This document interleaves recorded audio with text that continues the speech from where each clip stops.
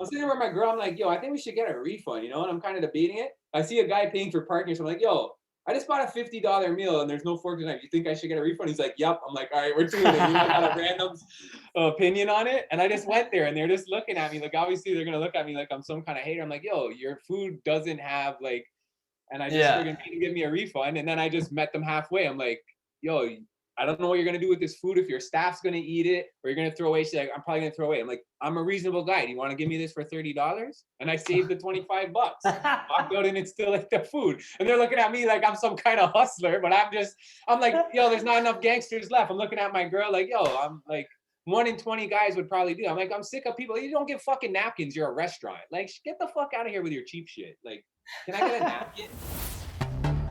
It's Johnny Late Night!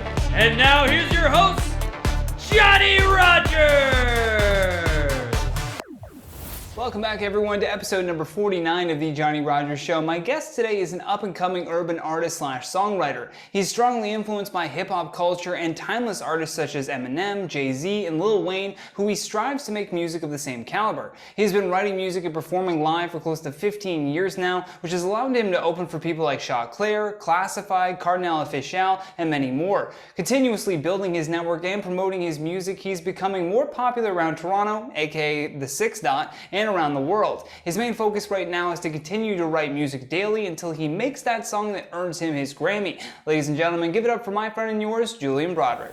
You're a former guest of my podcast series, the old podcast Pod Jobs. I was psyched to get you on that one, met you for the first time, and I was like, yo, this dude is sick. He came in with a mask on.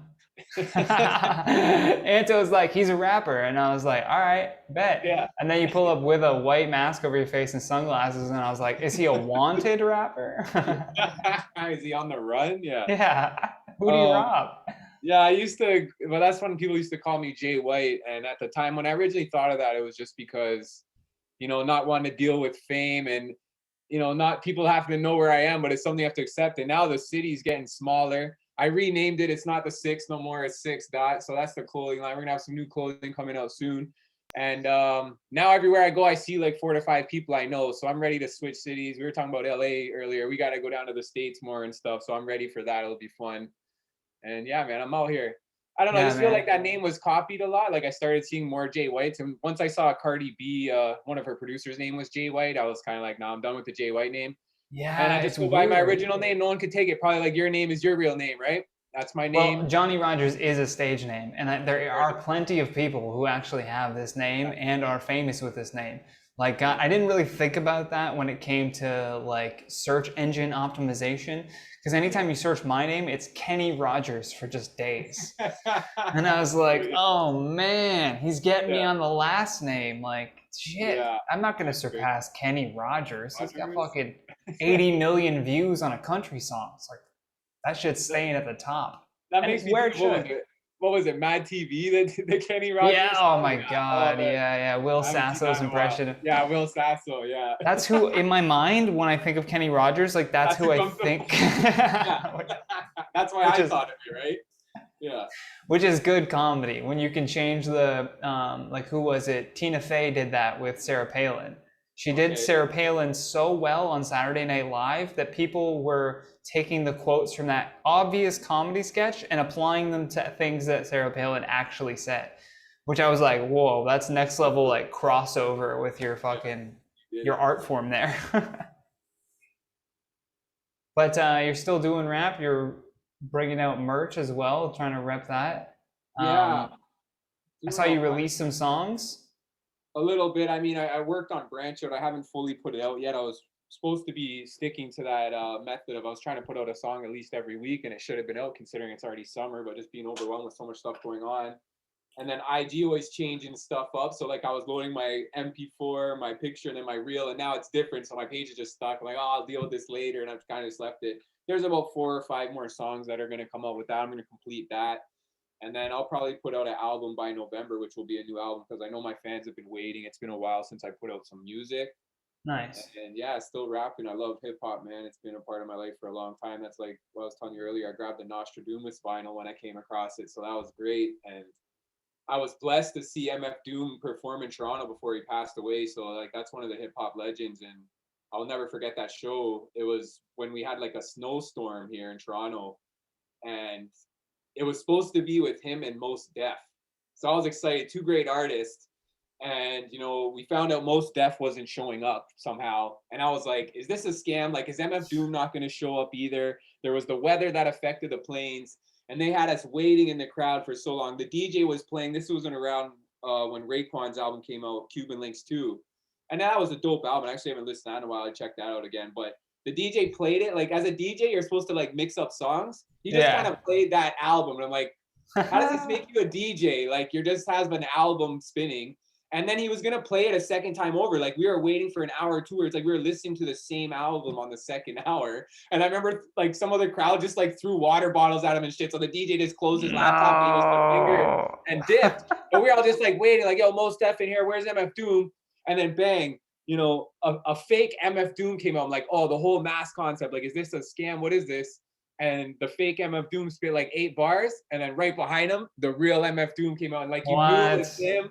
His mask is like, yo, the stage lights would shine through his mask. Like, I don't even know what metal it was, but you just knew it was him, and it was just like, yeah, this is sick, and he killed it. It was a great concert, so I was glad I got to be there. I wish I had this vinyl signed, to be honest, but it is what it is. Yeah, man, definitely a huge legend, and only I find like people that really like hip hop kind of know who he is. Like, to the real hip hop heads, like he's definitely an OG, but like to the average person, it sucks that he didn't like get his chance to sort of break into the mainstream with like all of the wild stuff that he was doing with his bars. Like he just he was a great lyricist, and I know exactly what point you're making. Like he should have had a song with like Kanye West or someone like that breakthrough into the industry, but I know what you mean. Yeah, it's so true. But that's why I always tell people about him when they don't know. I'm like, you don't know who that is? I'm like, yo, you have to know. Like, are you crazy? There's some comedians like that too, where you start getting into it and people are like, who is that? Like, because again, it's only the surface level that a lot of people know. It's the same thing when you talk about wrestling. Like, everyone's going to be able to name The Rock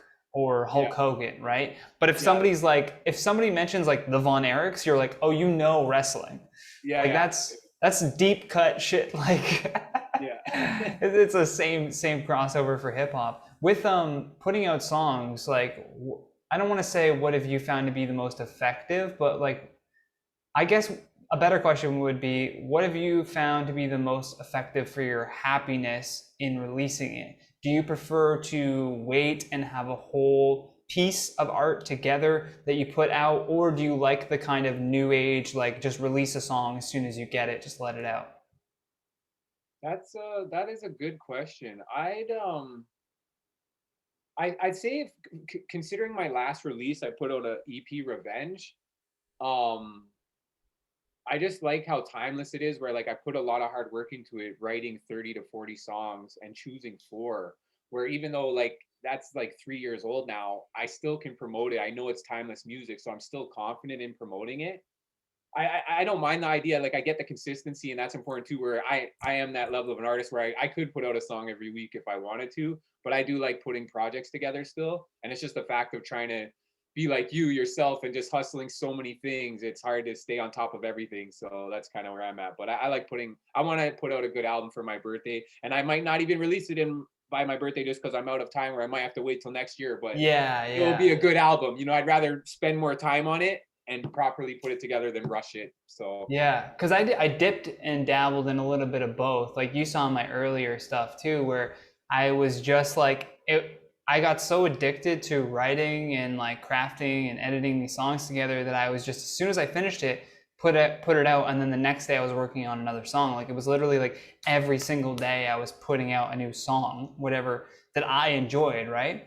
And I think I got to like 11 or 12 days in, and then I started thinking like, maybe I should take this a little bit seriously and like make more songs, don't release them, and then look through those, like you said, pick out 4 that you like, and then start working an album like out of that.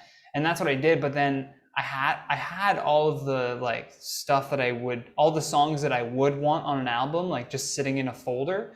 And I was kind of like playing with the name like Undeniably Dope, just because I heard T.I. say it on the Rhythm and Flow show on Netflix. He was like, you need to be undeniably dope. And I was like, I love that. Like, that's so cool to me to hear like undeniably dope. I don't know what it was. I was like, that sounds like an album. So Yeah, I you named did the that. folder that. And then sure enough, 420 was coming up in like 2 weeks. And I was like, oh my God, I mean, come on. I was like, what would be a better time to like release this album than, and it was like the most effective thing for my happiness. Like it made me so happy to be able to put out like a weed themed album on 420, 2022. And there's like a reference to 2022 in some of the songs. And it's like a lot of pot references. And I was just like, that for me, it was like, I like the whole album aspect of that because you can like theme it and whatever. Yeah. Where I feel like daily songs will just get lost in the ether. Like it's good to maybe post like, here's like the second verse, you know, like a teaser without giving the whole song. Yeah. And then they'll want to hear the whole song. Yeah. Because then you don't care if it gets lost in the feed, right? Like it's whatever. Well, even that's another thing I noticed too, though, as an artist, is like a lot of the times your favorite songs, like your personal favorites, aren't the fan favorites. So I'm like getting to this point where I'm like, I almost want to get like my closest fans in my circle and just be like, yo, listen, you're gonna support this and be part of this, and you will have exclusive listening to my stuff. And you're gonna help where my song putting out comes to, where it's like your fan base is part of what you release. So that was one of the ideas I had that I'm probably going to start working on and building, which would be dope. You know, your closest fans, you're in people are thinking, oh, this was the one. And it's like, 30 of my fans voted on this one. We're putting this one out. You know, you could even have like, you could even like host a listening party and have people like vote, like say there's 10 tracks on the album, have them vote each of the tracks like 1 to 10. And then you're like, oh, I have 5 ones. So maybe that song will go to the beginning and get people right from the get-go, and then try to like obviously I wouldn't stick right to it, because especially if you have a song that like transitions into the next song, then you don't want to like mix those up. Like at some point you have to like have your own creative control over it, I think. But I don't know, I just geek out over all the minuscule like things. I'm just watching Russ. Like, do you know Russ? Russ sounds familiar. I know a lot. Just Russ. He's like Russ, I know he's Russ. a rapper I really in like his one Atlanta. song, Sometime. He puts out good stuff, man. And he was a big like advocate of the like every day or once a week song to kind of like push out. And then he even did something too that like blew me away. Is he just did like those TikTok duets where it's like, here's me doing the first part of the song, now you kind of finish the rest of it. And he had this girl Caitlin, who goes by like Caitlin Raps on TikTok. She did an amazing like lead in off of that, and then he ended up making the song with her. He was like, yeah, like let's do this together, and brought her on tour to like perform the song and shit. And like I think it went gold or something. Like that's very smart of him. It's like he's having people complete his song and then just saying, "Oh, I like this one." That was and it's engaging. It's engaging that social media community too, more so than just like swipe like. I know. We're so like sheep, like Yeah. You're like, oh, I get to like, it's my time to rap. Like this famous person is putting the mic back on me. Like, let me respond to it or something. Yeah, I've seen lots of people get big success with that, the TikTok game. Yeah, I still can't get my head around it. Yeah, but I got to get into TikTok for sure. Just that's just marketing. To be on all platforms is what you're supposed to be doing. Yeah. But then it's like you overwhelm yourself with too many, and then you're stuck, and you're like not really getting done what you need to get done. So it's like you have to prioritize shit. Yeah, prioritize is important. Like for me, those big calendars, with the you can write all your shit in it. It is nice to see like a large calendar to see your whole month. I got this coming up. Like, oh shit, You can kind of like mentally prepare yourself for it a bit. Yeah. I wanted to check the. Okay, yeah, we're still going on Twitch. That's good. Always good to check that. Yeah, I find personally, like I always like to prioritize the like social media platforms that I get the most out of or have at least the most potential. So for me lately, it's just been YouTube, because I've seen the potential of YouTube. Like the amount of money that people can make just from making YouTube videos is no joke. That's where my focus is now too, Yeah, so I'm like, that will be the primary platform that everything gets posted on. because that one will help all of the other ones. Like, you don't make money on Instagram unless you're like finding brand deals that will like, You have to be loop. pretty up there.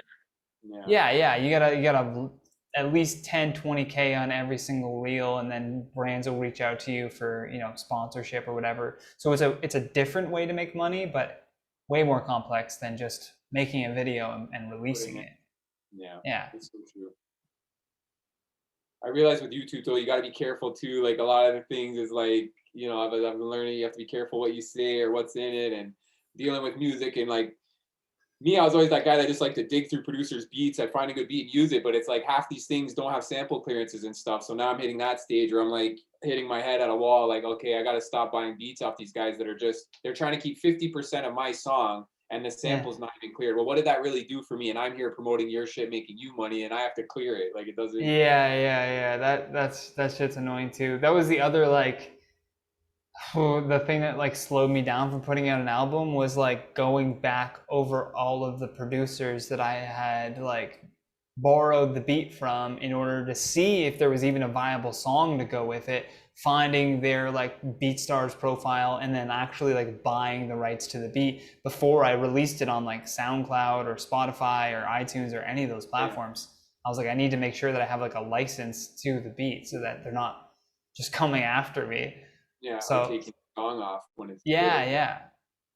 Like that's what sucked. One of my top videos on YouTube is just like a cut up clip from the Joe Rogan Experience of Wiz Khalifa saying, I noticed when I was listening to the podcast that he said yeah, yup, like a lot of times, like an absurd amount of times. And I was like, as soon as I get home, I'm going to cut this podcast up to every time he said it and count them all.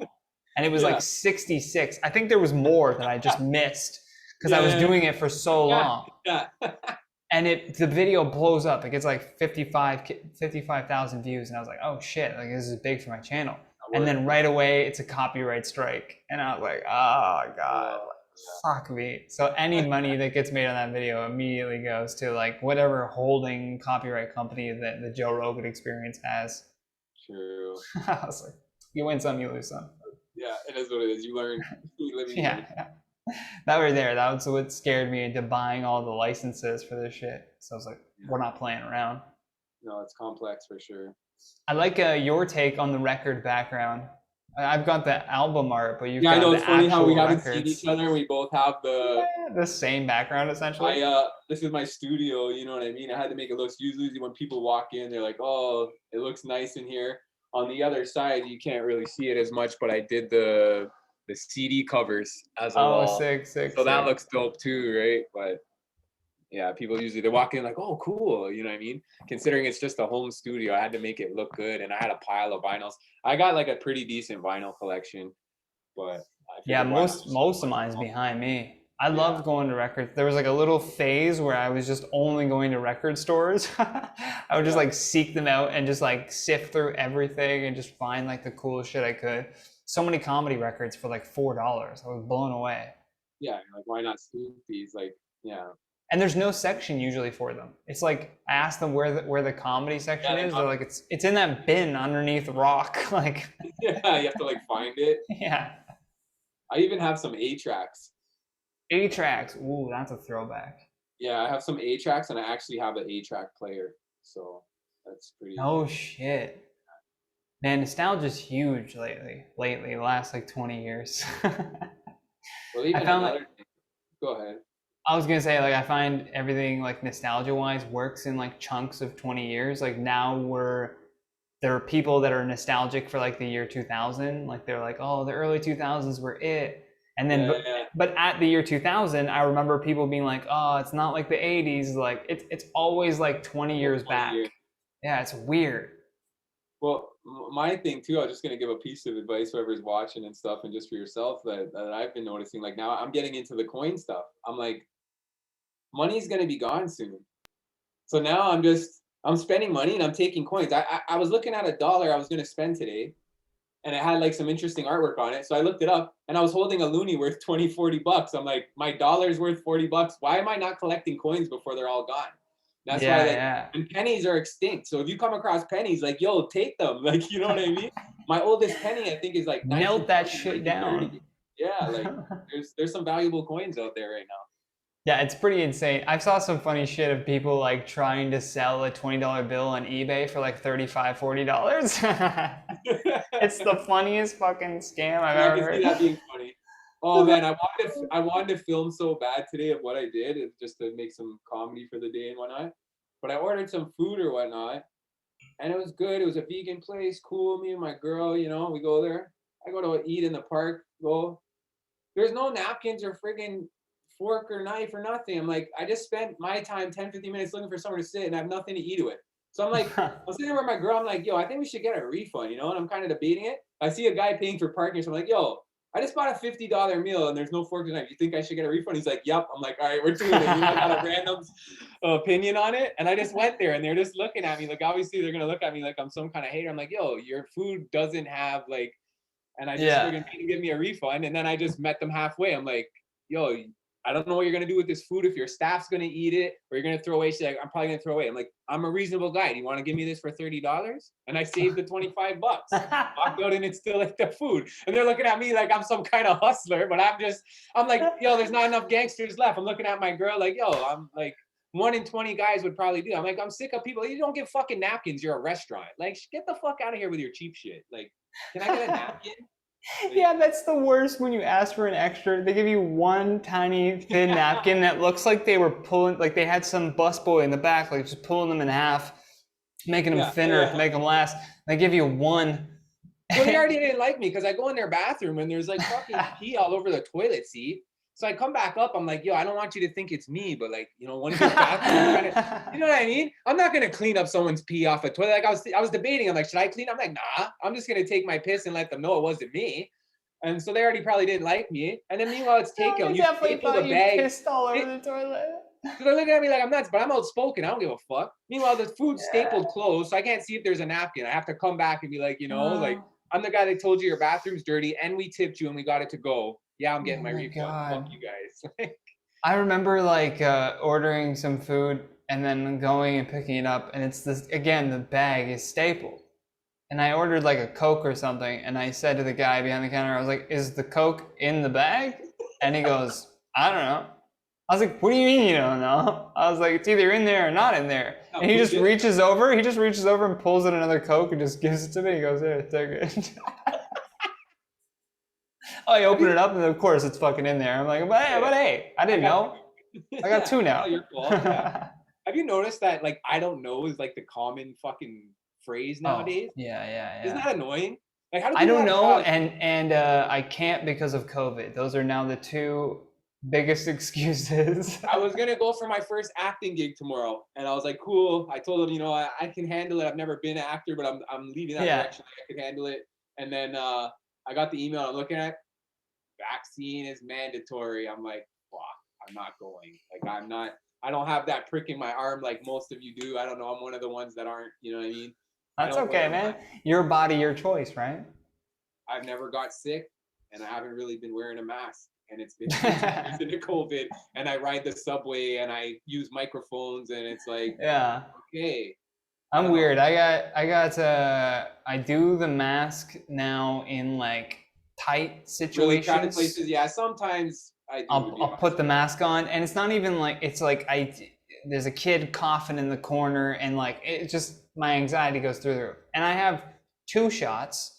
Which apparently now is not fully vaccinated. Now the whole thing is like, this is going to get the whole, we shouldn't have even moved into this territory. This is going to get the whole stream pulled down. YouTube's going to be like, nope, shut this shit down. But yeah, apparently now to be fully vaccinated, you have to have had your booster within the last 9 months or something. And I was like, what? This is a goalpost that keeps moving, but nobody's explaining why is just what boggles my mind. They're just like, yep, that's the way it is. I'm like, for what? Like, for what?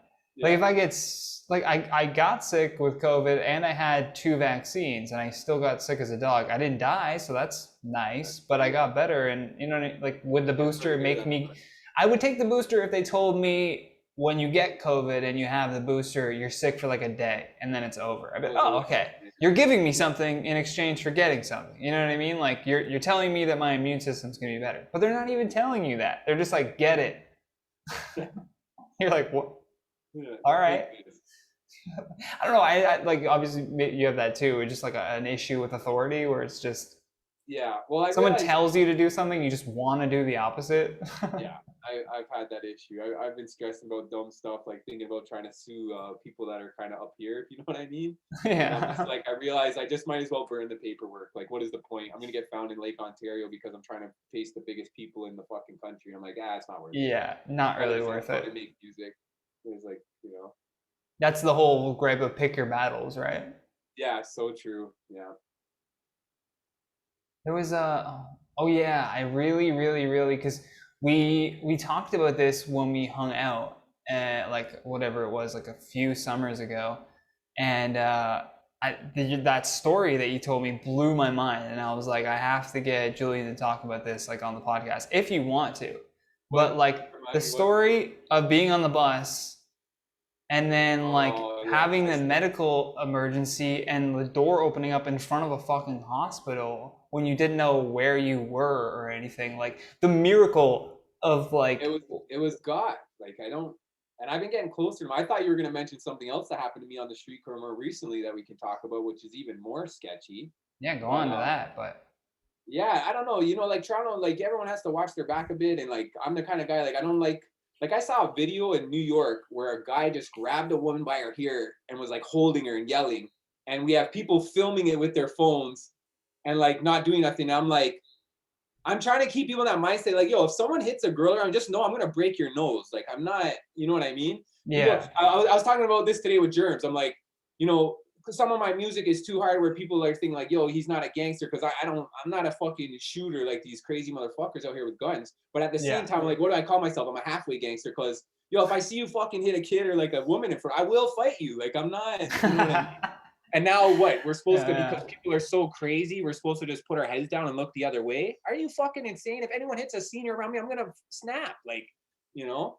But no, I witnessed human trafficking on the Dundas streetcar not that long ago. And I couldn't believe it. I didn't know I didn't know what to do, man. I was sitting on a streetcar, witnessing human trafficking of a child, a little Asian kid. And I was like, the kid was looking at me like I just sensed the fear in her eyes. She was looking at me kind of like, like, and I'm like, what do I do? Like, I didn't know what to do, And it's like, honestly, I don't even want to talk about it because if they saw me in this interview, whoever, would probably be like, that's the guy that tried to stop us or whatever. It's all gang related.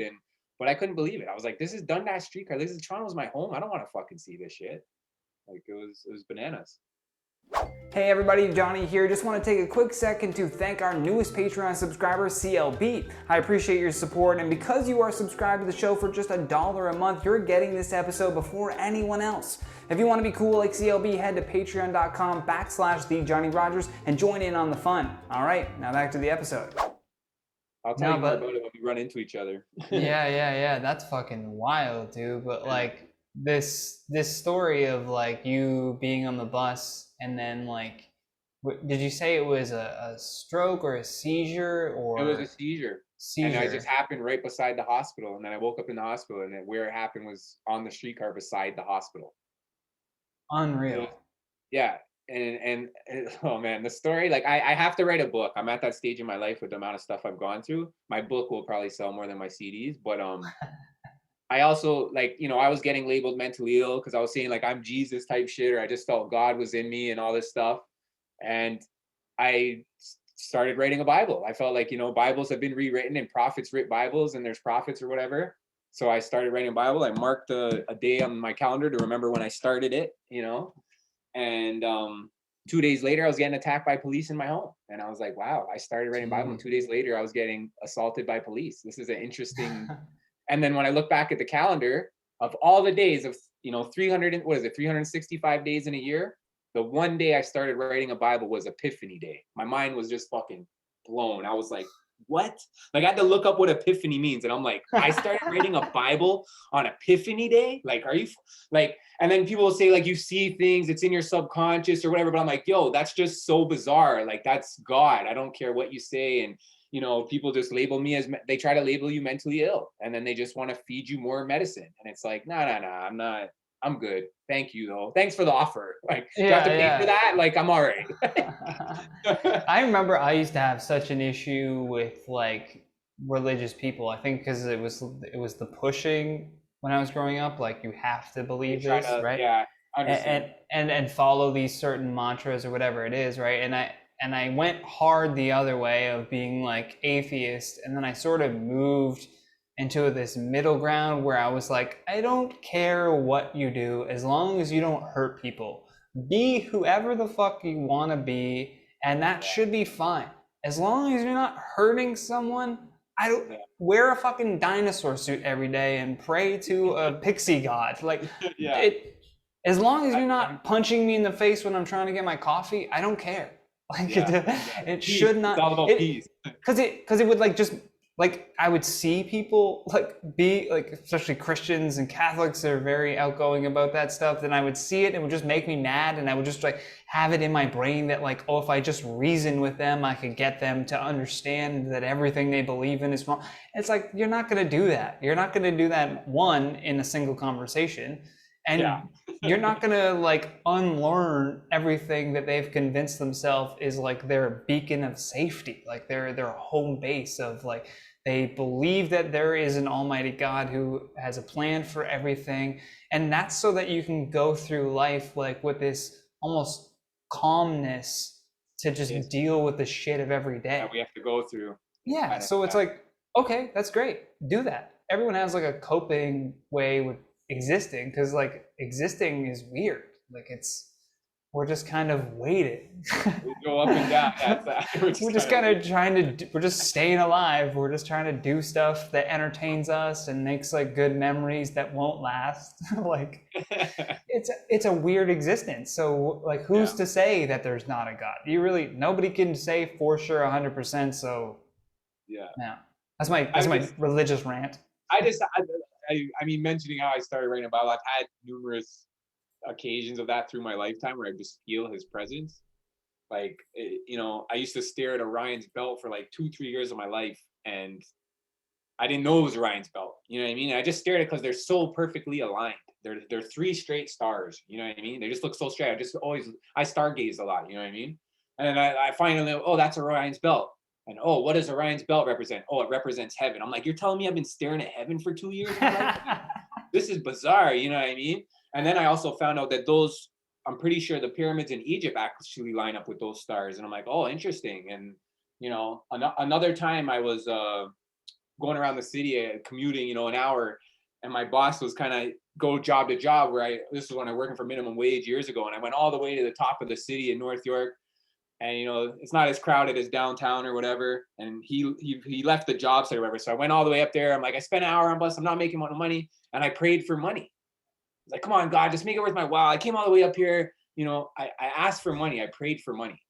And I swear, like 10, 20 minutes later, this is like near Steeles or something. Not like, you know, a crowded area. I was walking across one of the bridges, and I found $100 blowing in the wind.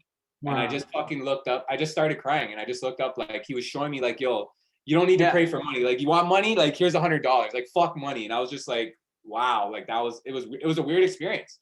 I prayed for money and I got it. And I was just like, I've felt him interact with me before.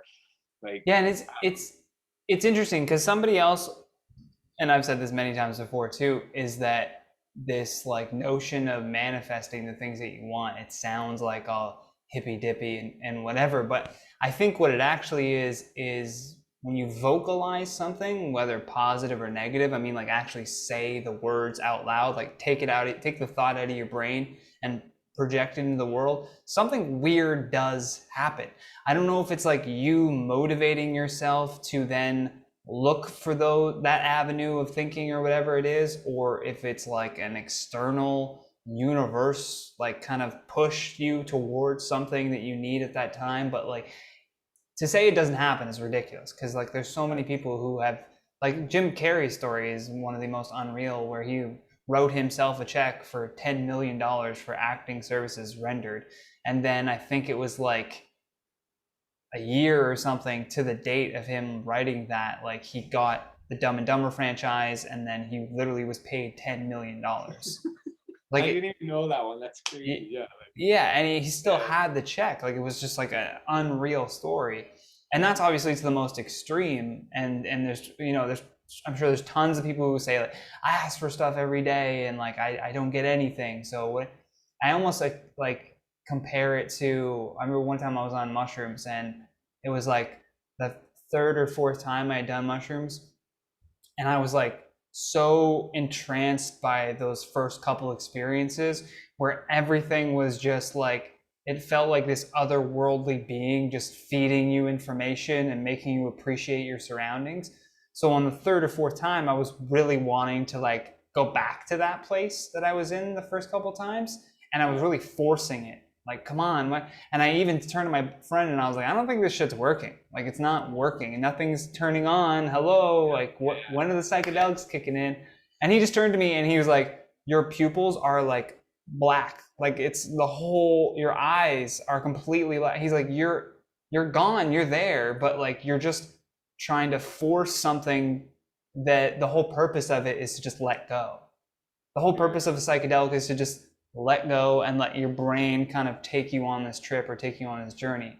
And it's really about like the letting go of trying to control everything around you.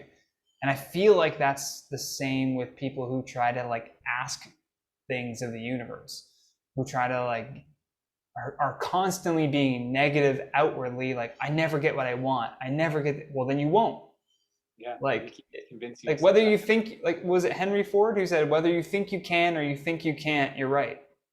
Yeah, like that's as simple as it is. Like if you're only expressing positive outward affirmations or whatever you want to call it, praying to God, manifesting, you really have to believe in it. And that's why lately, like, I just tell people stuff, and you know, I see I've cut off negative people out of my life because I realize how that can be draining too. And it's like they like to slither in and sneak in, and because I have such a big heart, it affects me a lot. And now I'm just kind of take a step back and be like, I have people chirping in my ears, they don't believe in my dreams. Well, then you're not really my fucking friend, because I just keep telling people now, yo, I'm getting 50 million from 50 Cent, and they just look at me like I'm kind of crazy, you know. They're like, yo, this guy, what the fuck are you talking about? No, you're not. I'm like, no, I am. Like, I'm working on building a production company. I know what I'm doing. 50 Cent's getting into acting in movies and TV. And I'm like, Toronto's a mini New York. Why would he not want to do that if I can start a production company up here and it helps benefit our music? And I have all the links, what I need. Like, production company is like a step up from record label. You know what I mean? That's how I'm looking at it.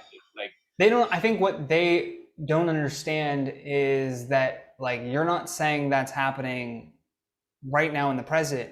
You're living in the future reality of a world where you are like 50 Cent is coming into your studio and like, you know what I mean? Like you have to, like, I remember this so clearly when I was like, I used to work at Sears. You remember fucking Sears?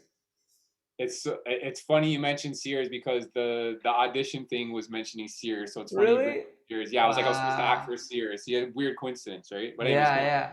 So I worked at Sears, and like when you would get whatever changed in the back and then put your stuff in a locker and come out to like the floor, I'd have to walk down this like long kind of winding hallway, and it always felt like if you've gone to an arena or gone to a big show like that, it feels like those hallways that you walk down where you're about to go out to that main area where all the shit's happening, right? Yeah. And so I would literally be like hyping myself up in my head of like, yo, this is me walking out. I'm about to like push open these doors and they say my name and there's like fucking people screaming and they're like, there he is. You know what I mean? I didn't even realize that I wanted to be a comedian at that point or a performer. I was just like, in my head, I was like, that'd be sick.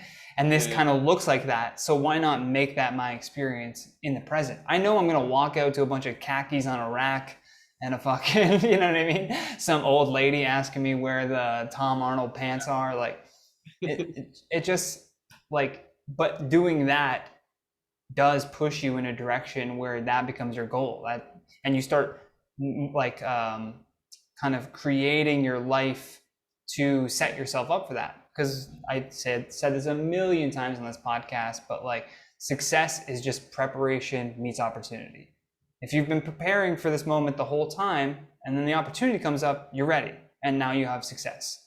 Now you are successful. You can be viewed even as successful at that thing. But the success doesn't just like get offered to somebody who's not doing anything, who's not working at least in that direction. Like you have to work, get stuff done. Yeah, you got to work in that direction in order to get something done. That's where I noticed a lot of the hate comes from too, where it's like these people that aren't doing anything, and then they get jealous of us. It's like, well, like do something.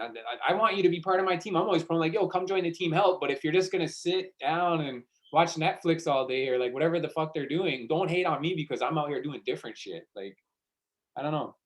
But I don't let it bother me. Like I've dealt with it for so long. I don't care. There's haters and there's lovers. You know, it's just how the world is. No, I get it. I think you need both though, right? Like those haters are. Yeah, like you want half the people being like, he doesn't know what he's talking about. And then when you find the people who love your shit, they're gonna be like arguing on your behalf against those people, and you don't even need to enter the comment section. Like.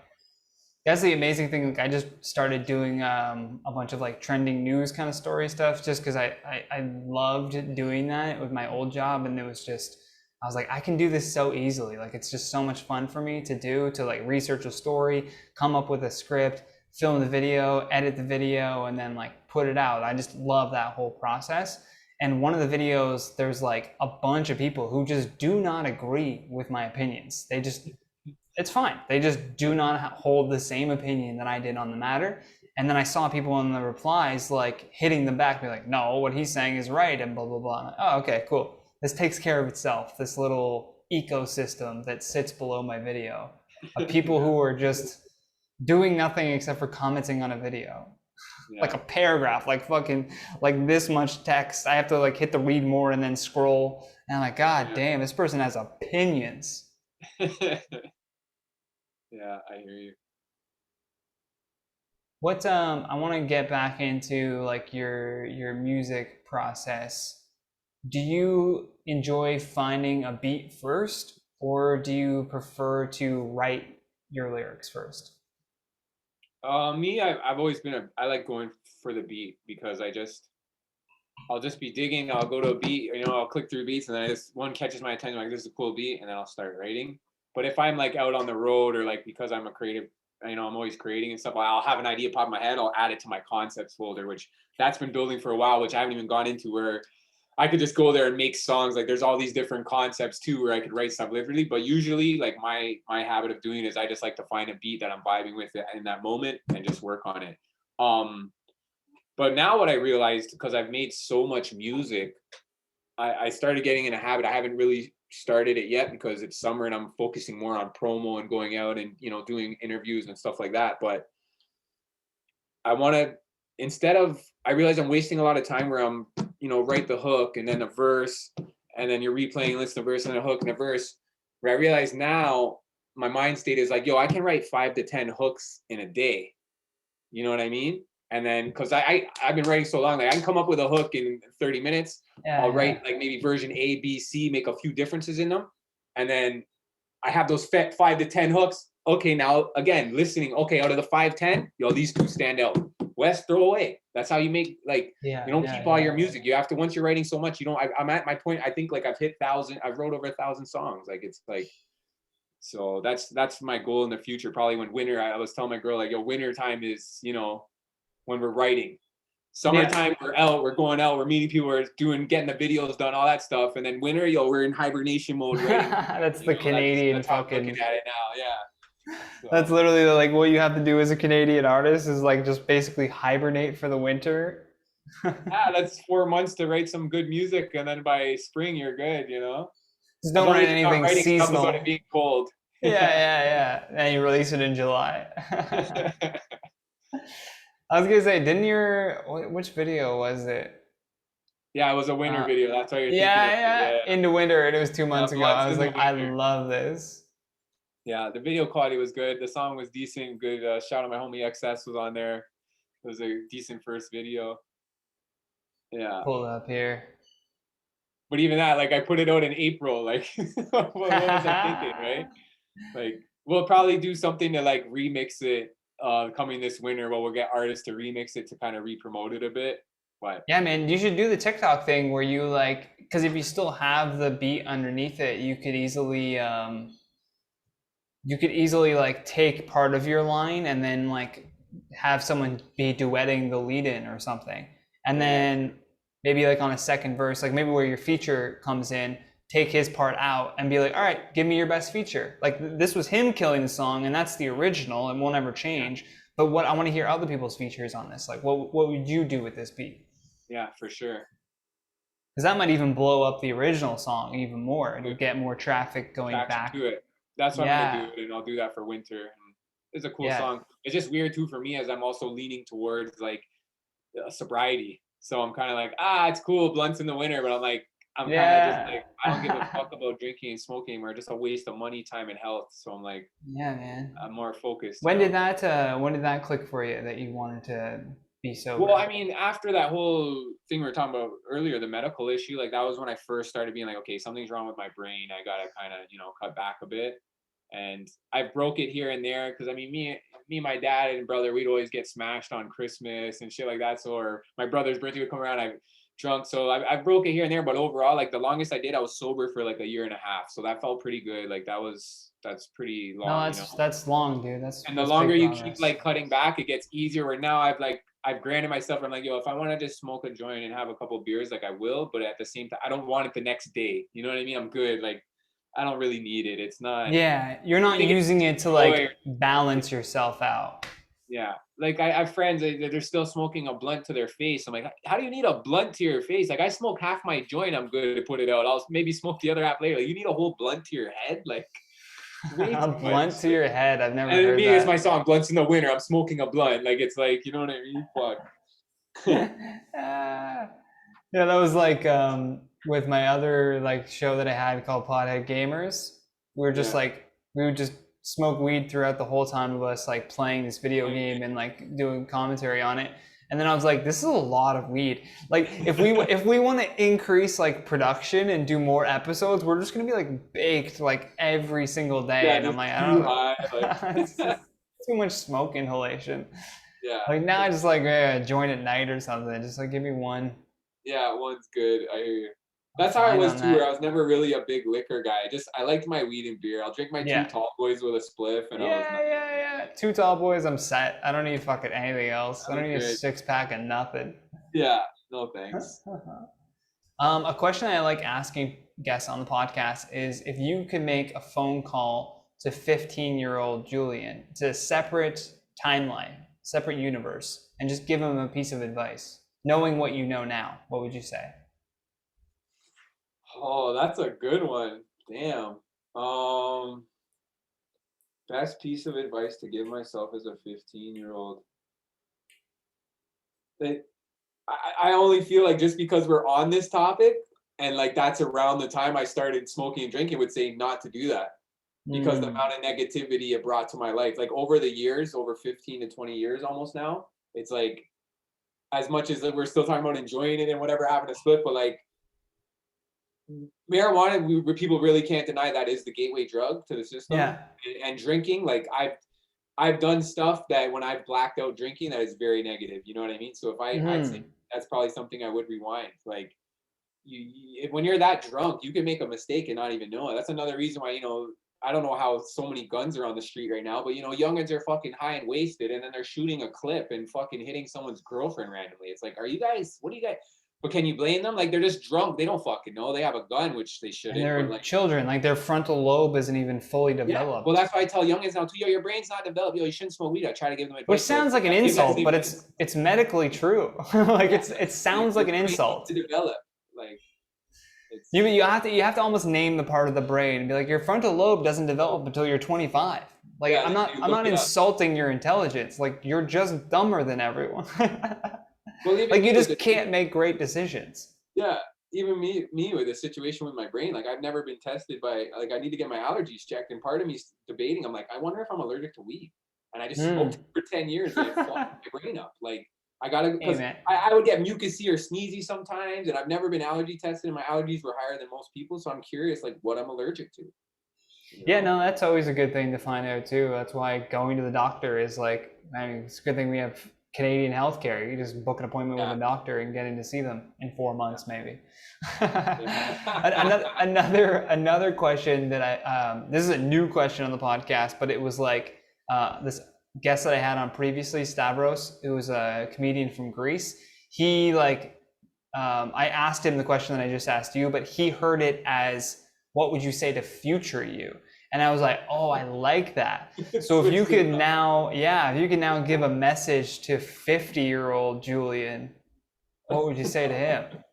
Oh, that's even harder. What do I say to I know, future me? right? Like, oh, we're not Future there yet. you. What do I say to the future me? Oh my, I don't know. That's a hard one. I can give my past self advice. Take a second though, and put yourself like in the life that you like completely dreamed of. You know what I mean? Like where you would want to be at that time. I think imagine that first. Yeah. And then that would almost help direct the message better. Because you could even be like, I hope you did this. Congrats on doing X. Like, you know what I mean? Like, yeah. I would just say, yo, I like, yeah, congrats. I would say you did it. You know what I mean? My main goal as a songwriter, because I've been writing music almost 20 years in my future, yo, congrats, you got your Grammy. I'm not greedy. I just want to get my one Grammy. But hey, if you got more, good for you, man. Like, you can do it. I believe in you, you know? So like, wicked. You got the job done. I love that shit, man. Yeah. I love new questions. Anytime I get to ask new questions, I'm like, hell yeah. That was a good one though. Definitely threw me off. Like, oh, that's. Yeah, I might need to like, I slowly have to like craft things because people poke holes, right? Like, or they try to find a way around the question. Like with the 50-year-old, like calling back to your 15-year-old self, someone was like, well, I wouldn't change anything. I wouldn't even talk to them. I would hang up the phone because like, I don't want to change the timeline. And I'm like, what are you talking about? I was like, just give advice. So it was kind of like, yeah, it's kind of like today with my fitness trainer today. Me and my girl are working out, and the trainer, her English skills aren't that good. So I was telling her, you know, before I leave, I'm going to give you a hug to make my girlfriend jealous. So me leaving, and just to fuck around, because my girl's cool. She's not really like jealous or nothing, but I just mess with her. So I go to give her a hug, and she was kind of awkward about it, gave me like a little side hug. And I left, and then my girl tells me later, she thought you said that I was jealous. Like I was telling her that my girlfriend's jealous, but really I was trying to tell her, no, I want to make her jealous. Like it'll be funny. But her English is that bad that she didn't perceive it that way, right? I was just laughing. That's so funny. So she acted like, fuck, I don't want to make her more jealous. Yeah, like I'm she just was gonna do worried like not to tell her, or like your man thinks you're jealous. I was like, that's not what I was saying. That's so fucking funny, dude. I'm I'm gonna give a shout out to all your socials for the people that give you a follow. Just let me know if I get this all right. So Julian_Broderick on Instagram. Yeah. All the links will always be in the description, but I just like to show it. The music to the link tree. There's all the music in the YouTube. All I would ask is subscribe to my YouTube, guys. That would really help. Is it 6 dot? Yeah, the 6 dot page. Okay. I'm gonna be starting a Julian one soon, but that's one. Also, if you want to go back to IG, you can pull up some of my other pages. If you type in 6 dot right now, let's see what comes up. Just the number 6. Yeah, let me 6. You should see my page there. Oh, just the number 6. I'm like adding shit to it. 6 dot Inc, right? Yeah, that one. So there's that one to promote a bit. And let me get that here. So also follow 6 dot Inc. Yeah, if you don't mind. That's kind of just promoting a bit of music, but I'm gonna renew the page soon. And then one more to promote this beautiful girl that's in the DP. If you type in Lily _ AN6. If you see her, should see her. AN6. And let's share that.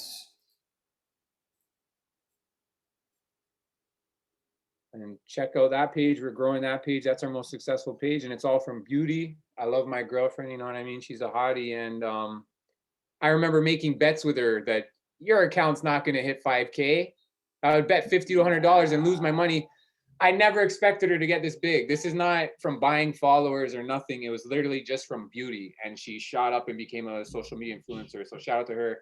And having a good partner on the team helps. And she believed in my music from day one, and it was why she was drawn towards me. So me and her have been in a great relationship.